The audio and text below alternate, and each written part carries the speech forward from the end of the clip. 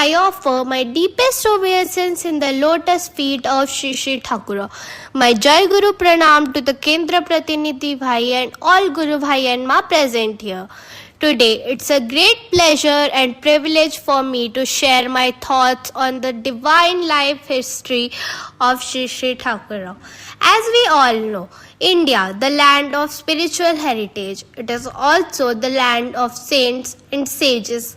At the heart of this spiritual tapestry lies the luminous figure of Swami Sri Nigamananda Saraswati Paramhansa Deva, whose life and teaching continue to inspire and uplift the human society and guide millions of people in the path of righteousness and divinity. On the auspicious moment of Jhulan Purnima, 2 a.m., 18th August 1880, a divine soul was born to a virtuous couple of Kuttapur of Nadia district, present-day Bangladesh. His parents, Bhuvana Mohan Bhattacharya and Manikya Sundari Devi, named him Nalinikanta Bhattacharya. The meaning of Nalinikanta was son. From his childhood, he was brave, intelligent, and very good at leadership.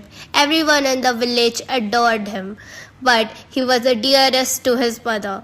When Nalinikanta was pursuing his primary education in his maternal village, Radhakantpur, her mother died due to an illness. Her mother's death deeply shocked him as he was very much devoted to his mother. He later came to know that just before she breathed her last, she said, "I have surrendered him in the sweet lap of the Divine Mother and she will take care of him." And those words always echoed in his ears. After this, he lost his faith in God and he thought that God doesn't exist. He convinced himself that death is the end of everything in one's life. Slowly, he slipped into depression. After this incident, his father became worried and decided to make him marry to a beautiful bride named Sudhanshuvala Devi. At the age of 17, he got married to her. As an ideal husband and wife, they both respected each other and cared for each other. Meantime, Nalinikanta joined the district port of Dinajpur.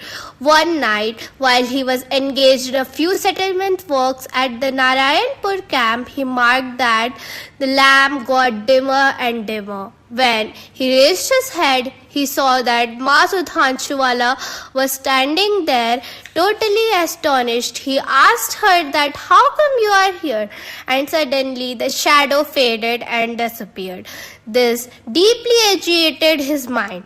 On coming back to his village, he came to know that his wife is no more. Without Sudhanshuvala, his life was miserable.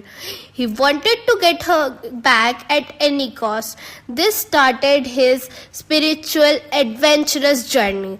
Through this incident, he came to know about life after death. The person who doesn't believe in life after death is forced to obey the truth. He went to many places to get connected with the spirit of Ma Sudhanshuvala. Finally, at the Theosophical Society in Madras, he was able to bring the medium, the spirit into the medium, and he had a conversation with her, but it didn't satisfy him since he wanted her to see in real. Luckily, he met Swami Purnananda, a great scholar who taught him that each and every woman is a part of the Divine Mother. So if he can please the Cosmic Mother, he will be highly blessed. So, Nalinikanta desired to make him as his guru, but he told that, "I cannot be your guru. Your guru is already fixed." He returned back to Kumera. He became very restless about the darshan of his guru. One day at the midnight, while he was sleeping, he saw the room getting lightened up. And a Swami, a saint, appeared with a loving tone and handed him a Bilva Patra with the Ekakshari mantra. He became restless to know the meaning of the mantra. Being disappointed, he decided to commit suicide, plunging himself into the river Ganga. At the midnight, a miracle happened. He came to know about Guru Bamakyapa. So finally, he went to Tarapit, and Bamakyapa was very happy after seeing him.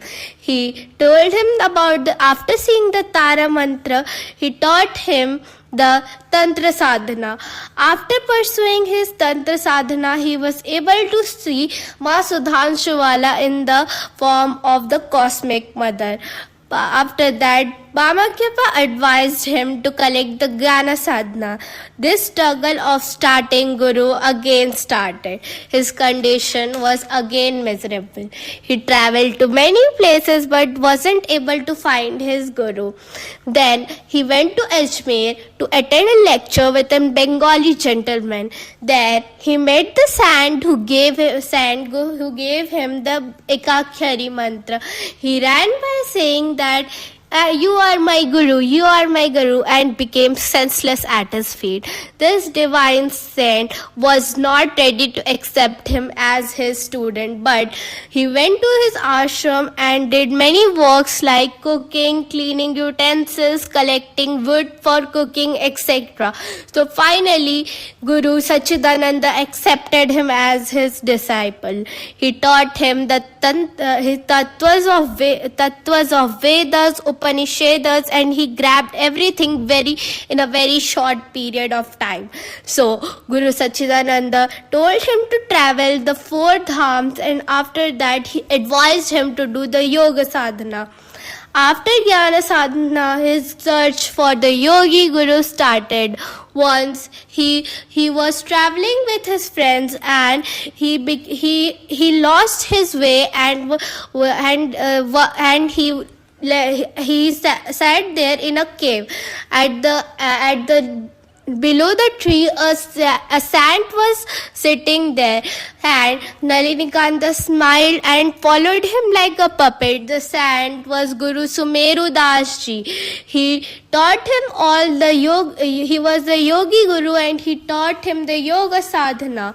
After that, he stayed in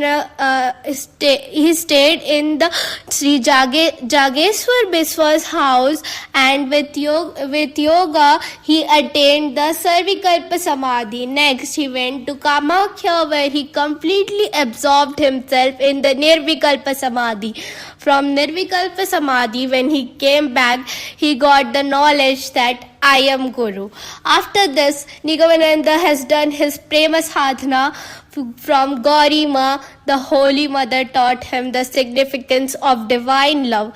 So this was our Guru, Swami Nigamananda, who is expert in Tantra, Jnana, Yoga, Prema, and may our Thakura always bless us. Jai Guru.